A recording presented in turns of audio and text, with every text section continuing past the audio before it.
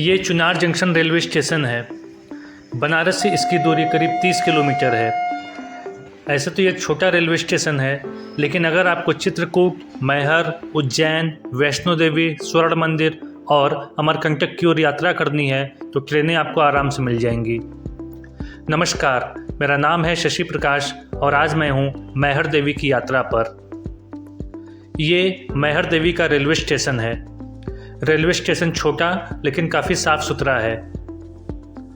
जब हम यहाँ पहुँचे तब दोपहर के करीब 12:30 बज रहे थे। हमारे पास घूमने के लिए आधे दिन का ही वक्त था, इसलिए हमने रेलवे स्टेशन के पास ही होटल लिया। होटल से फ्रेश होने के बाद करीब 2 बजे हम मैहर देवी के दर्शनों के लिए निकल पड़े। मैहर मध्य प्रदेश के सतना जिले में पहले एक शहर हुआ करता था, लेकिन अब इसे एक जिले का दर्जा दे दिया गया है। मैहर मध्य प्रदेश की प्रमुख संगीत नगरी और औद्योगिक नगरी के रूप में भी विख्यात है। यहाँ पे बहुत सारी सीमेंट फैक्ट्रीज हैं, जिसमें KGS cement factory, MP Birla cement और अल्ट्राटेक सीमेंट शामिल हैं। बात करें संगीत की तो भारतीय शास्त्रीय संगीत के दिग्गज और पद्म विभूषण से सम्मानित उस्ताद अलाउद्दीन खान के लिए भी इसे जाना जाता है। इनके शिष्यों में प्रमुख रूप से सितार वादक पंडित रविशंकर और उस्ताद अली अकबर खान शामिल हैं। रेलवे स्टेशन से करीब 5 किलोमीटर की दूरी तय कर हम पहुंच गए त्रिकूट पर्वत की तलहटी में। यहां से मैहर माई का मंदिर, जिसे शारदा माई के नाम से भी जाना जाता है, त्रिकूट पर्वत पर करीब 600 फीट की ऊंचाई पर स्थित है। वहां जाने के लिए हमारे पास 2 रास्ते थे, या तो हम पैदल जाएं या फिर रोपवे के जरिए। हमने रोपवे का रास्ता चुना। जब हम रोपवे काउंटर पर पहुंचे तब वह बिल्कुल खाली था। हमने काउंटर से टिकट खरीदा। आप चाहें तो ऑनलाइन टिकट भी ले सकते हैं। काउंटर से टिकट लेने के बाद हम रोपवे की तरफ बढ़ चले। यदि मंदिर तक का रास्ता आप पैदल तय करते हैं तो आपको करीब 2 से 3 घंटे लग सकते हैं, लेकिन अगर आपके साथ में बूढ़े, बच्चे या बुजुर्ग हैं, या फिर आप कम पैदल चलना चाहते हैं, तो रोपवे आपके लिए एक बहुत ही फास्ट, सस्ता और कन्वीनियंट साधन हो सकता है। इसके जरिए आप 5 मिनट से भी कम समय में मंदिर तक पहुंच जाएंगे। रोपवे से मंदिर आने और जाने का किराया प्रति व्यक्ति 150 रुपये है। बारिश के दिनों में पूरा त्रिकूट पर्वत हरा भरा था। हम बहुत ही उत्साहित थे और बीच बीच में जय माता दी के नारे लगाते हुए ऊपर बढ़े चले जा रहे थे। जैसे जैसे हम ऊपर जा रहे थे, चारों तरफ फैली हरियाली और तेज बहती हवाओं ने हमारा मन मोह लिया था। और ऊपर बढ़ने पर हमें रोपवे से ही सारा मैहर शहर दिखाई देने लगा। यह नज़ारा बहुत ही खूबसूरत था। रोपवे से नीचे उतरने के बाद जब हमने मंदिर परिसर में प्रवेश किया तब परिसर पूरा खाली था। इसका कारण शायद बारिश का मौसम और सावन का महीना हो सकता है। नवरात्रि आदि विशेष दिनों में परिसर में खचाखच भीड़ होती है, पांव रखने तक की जगह नहीं होती। फिलहाल मंदिर में इधर उधर घूमने के बाद हम तीर द्वारा दिखाए हुए मार्गों का अनुसरण करते हुए मंदिर की तरफ बढ़ चले। लाइन में एक भी श्रद्धालु को न पाकर मैं बहुत खुश था कि आज माता के दर्शन आराम से मिल जाएंगे। मैहर 2 शब्दों माँ और हार से मिलकर बना हुआ है। इसके पीछे की कहानी कुछ यूं है कि एक बार दक्ष प्रजापति ने बहुत बड़े यज्ञ का आयोजन किया, जिसमें उन्होंने सारे देवी देवताओं के साथ सारे ऋषि मुनियों को भी आमंत्रित किया, लेकिन अपने दामाद भगवान भोलेनाथ और अपनी पुत्री माता सती को आमंत्रित नहीं किया। माता सती को जब अपने पिता के इस यज्ञ के बारे में पता चला तब वह वहां जाने के लिए जिद करने लगी। भगवान भोलेनाथ के बहुत समझाने और रोकने पर भी जब माता सती यज्ञ में शामिल होने के लिए चली गई और वहां जाकर जब उन्होंने देखा कि यज्ञ में भगवान भोलेनाथ के लिए कोई स्थान नहीं है, तब भगवान भोलेनाथ का अपमान समझकर उन्होंने वहीं अपनी योग शक्ति द्वारा अपने प्राण त्याग दिए। जब भगवान भोलेनाथ को माता सती के प्राण त्याग के बारे में पता चला तब अपने गढ़ों द्वारा उन्होंने दक्ष प्रजापति का यज्ञ विध्वंस करवा दिया और विक्षिप्त की तरह माता सती के शव को लेकर इधर उधर घूमने लगे। तब भगवान विष्णु ने अपने सुदर्शन चक्र से माता सती के शव के कई टुकड़े किए। टुकड़े करने के बाद माता सती के गहने और उनके शरीर का अंग जिस जिस स्थान पर गिरा वह स्थान शक्तिपीठ के नाम से जाना गया। उसी कड़ी में माता का हार त्रिकूट पर्वत पर गिरा, जिससे यह पूरा क्षेत्र मैहर के नाम से विख्यात हुआ। मंदिर में शारदा माई, नृसिंह भगवान और हनुमान जी के दर्शन करने के बाद हमने परिसर में ही कुछ वक्त बिताया। ऐसी मान्यता है कि मंदिर में देवी का दर्शन सबसे पहले आल्हा करते हैं। इसके पीछे की कहानी यह है कि आल्हा और उदल दो भाई थे जो कि बुंदेलखंड के बहुत बड़े योद्धा थे। उन्होंने पृथ्वीराज चौहान से भी युद्ध किया था।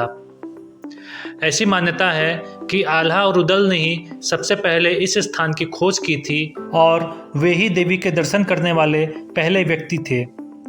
ऐसा भी कहा जाता है कि आल्हा ने यहाँ 12 वर्षों तक तपस्या की और देवी को प्रसन्न करके अमरता का वरदान प्राप्त किया। आज भी रात में 12 बजे जब मंदिर के कपाट बंद हो जाते हैं तब पुजारी सहित सारे श्रद्धालु पर्वत के नीचे उतर आते हैं। रात में 12 बजे से लेके सुबह 5 बजे तक मंदिर पर कोई नहीं रुक सकता। सुबह 5 बजे के बाद जब मंदिर के कपाट खुलते हैं तब देवी को अक्षत अर्पित रहते हैं और ताजे फूलों से उनका श्रृंगार किया हुआ मिलता है। मान्यता है कि यह आल्हा ही हैं जो कि आज भी सबसे पहले देवी के दर्शन और उनकी पूजा करते हैं। आल्हा देवी को शारदा माई के नाम से पुकारते थे और तभी से वह माता शारदा माई के नाम से प्रसिद्ध हुई। शारदा माई एक बहुत ही जागृत देवी हैं, इसलिए साल भर लोग संतान प्राप्ति और मनोकामनाओं की पूर्ति के लिए आते रहते हैं। मैया के दर्शनों के पश्चात जब हम रोपवे से नीचे उतरे तो हमें एक भंडारा चलता हुआ दिखाई दिया। यह भंडारा माई की रसोई द्वारा संचालित है। वैसे तो मैहर में छोटे बड़े बहुत सारे भंडारे हैं जहाँ पे कि आप निःशुल्क या बहुत कम पैसे देके भोजन प्रसादी ग्रहण कर सकते हैं। हमने भी यहाँ खिचड़ी प्रसादी ग्रहण की। मैहर एक छोटी जगह है और घूमने के लिए एक दिन पर्याप्त है, इसलिए हमने 600 रुपये में एक ऑटो बुक किया और मैहर के अन्य दर्शनीय स्थलों को देखने के लिए निकल पड़े। इस कड़ी में हम सबसे पहले पहुँचे आल्हा मंदिर के पास में। आल्हा मंदिर शारदा माई मंदिर के ठीक पीछे स्थित है। आप यह जो सामने पहाड़ी देख रहे हैं, इसी पहाड़ी पर शारदा माई मंदिर है। आल्हा मंदिर चारों तरफ हरे भरे वृक्षों से घिरा हुआ है। बारिश के मौसम में यह एक बहुत ही सुरम्य स्थान है। आल्हा मंदिर की दूरी शारदा माई मंदिर से करीब 4 किलोमीटर की है। आप जो ये आल्हा मंदिर देख रहे हैं, इसी के ठीक पीछे आल्हा तालाब है।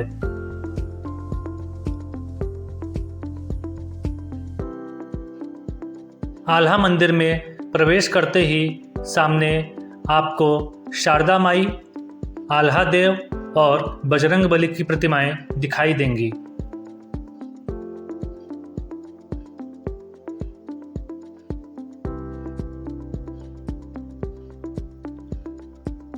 आल्हा मंदिर में आप आल्हा जी की तलवार को भी देख सकते हैं। मंदिर में बहुत जगह है और यहाँ पे 365 दिन भजन कीर्तन चलता रहता है। मंदिर में अन्य देवी देवताओं की भी मूर्तियाँ हैं जिसके कि दर्शन आप कर सकते हैं।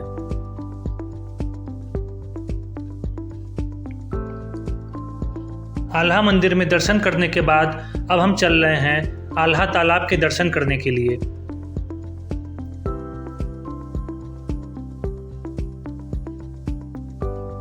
सामने आप जो ये तालाब देख रहे हैं, ये आल्हा तालाब है। यह काफ़ी खूबसूरत है।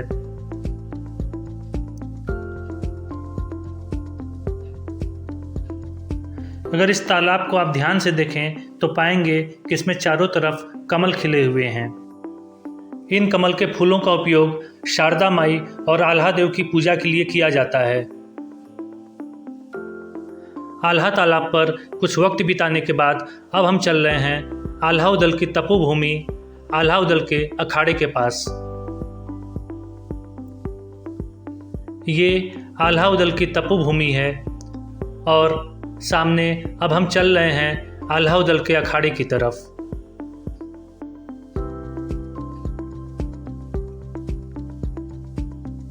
ये आल्हा उदल का अखाड़ा है। चारों तरफ हरे भरे वृक्षों और पहाड़ों से घिरा यह अखाड़ा काफी खूबसूरत है।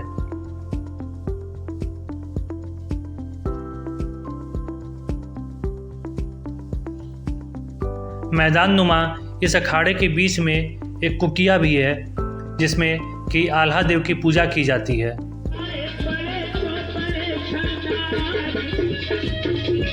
कुटिया में प्रवेश करने पे आपको सामने ही आल्हा देव की एक प्रतिमा दिखाई देगी और उस प्रतिमा के पास में आपको कुश्ती के सामान दिखाई पड़ेंगे। इस कुटिया में 2 साधु धुनी रमाए बैठे हुए थे। हमने बाबाओं से भभूत का तिलक लगवाया और उसके बाद हम बढ़ चले बड़े अखाड़े की तरफ।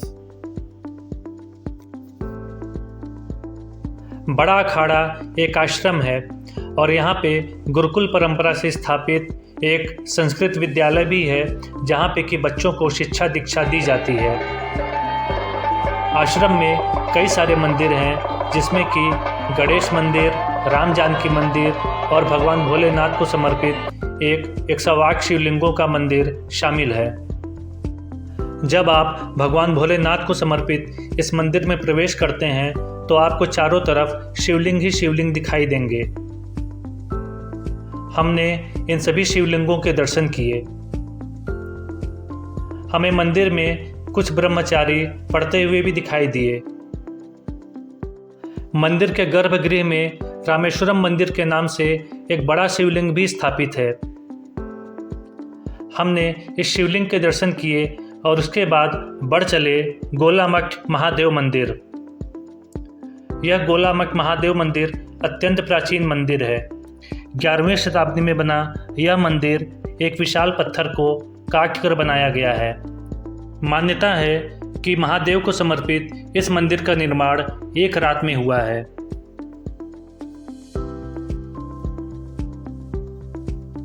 मंदिर पे आपको चारों तरफ बारीक नक्काशियां दिखाई देंगी। हमने मंदिर के चारों ओर उकेरी हुई इन कलाकृतियों को ध्यान से देखते हुए कुछ वक्त बिताया।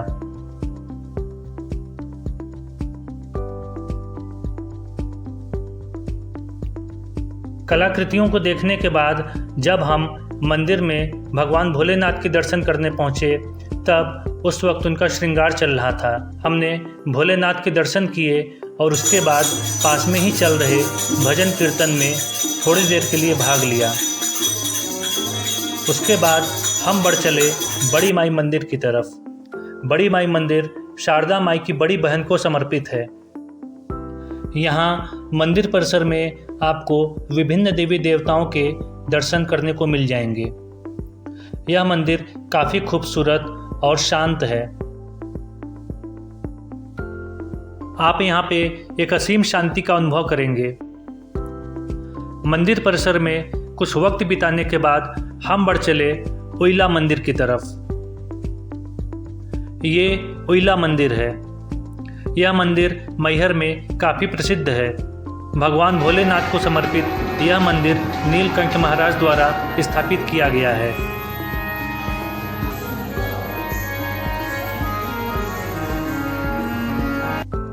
इस मंदिर में लगातार भजन कीर्तन चलता रहता है।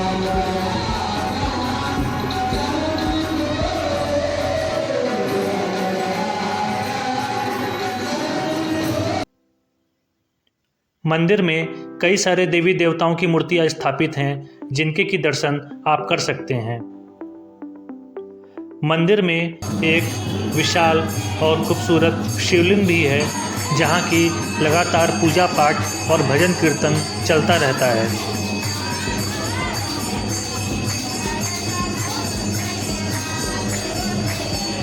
कोयला मंदिर में भजन और पूजा के बाद हम अपने मैहर ट्रिप के आखिरी मंदिर इच्छापूर्ति मंदिर की तरफ बढ़ चले। यह मंदिर केजीएस सीमेंट फैक्ट्री द्वारा बनवाया हुआ है।